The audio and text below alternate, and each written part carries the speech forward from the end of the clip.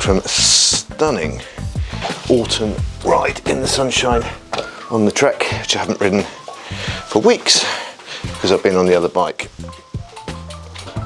I've just got a little bit of tweaking to do before next week because I have to ride in 4 times next week. Having a few issues with the tubeless on here. The rear wheel is not particularly well set up and is going flat on me, which is bloody annoying. Obviously I'm intending to get some new tyres for it anyway. And a friend of mine, friend of the channel, been on lots of rides, been in quite a few videos, Dave Rostron, very, very kindly offered to give me a pair of tyres to try. And Katie's going to show me how to set it all up. Tubeless. Dogs are not happy, they want to get out for a walk. So the plan this week for the 4 rides in to save time and energy is to put my road wheels on here. Because one of the reasons I wanted to go out on the Madone today was to see just how different these tyres are and how different this bike is to the tyres on the Madone. Now obviously the Madone is just a quicker bike, right? It's a lush bike to ride, but these tyres have got to have an impact, and they really have for the same heart rate. I know you can't measure speed against heart rate really. On a bike you need power, but I haven't got power on this bike yet, or whether I ever will. It's a problem with Training Peaks, I do like to keep track of that, but it's obviously considerably slower on these tyres. So road wheel time.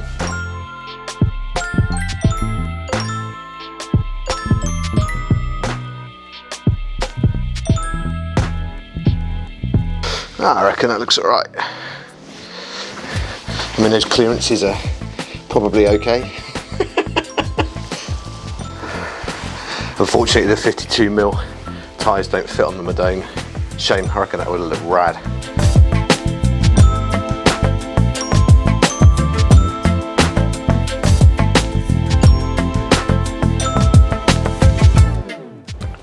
Right, Monday morning, my extra day in, so first of the 4 days of riding in, and road wheels are so much quicker. It really made me realise the difference between those heavy treaded tyres and admittedly the wheels that are using on the Giant at the minute are worth more than the actual bike itself, but nonetheless, 28mm GP5000s on there, super quick ride in, had the wind behind me, it was great fun.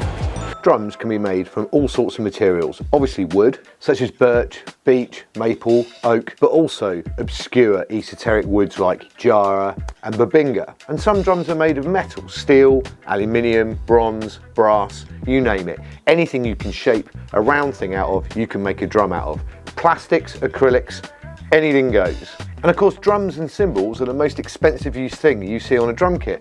However, the thing that makes the biggest difference to the sound of a drum is the head. Probably one of the cheapest things you can do to completely change the sound of the drum kit. In fact, both of the drum kits that I've used throughout most of my professional career are made from the same wood. What I've done to change the sound for different studio sessions and for different genres is change the heads that I put on them. So you can have clear heads, like this one, or coated heads, like this one.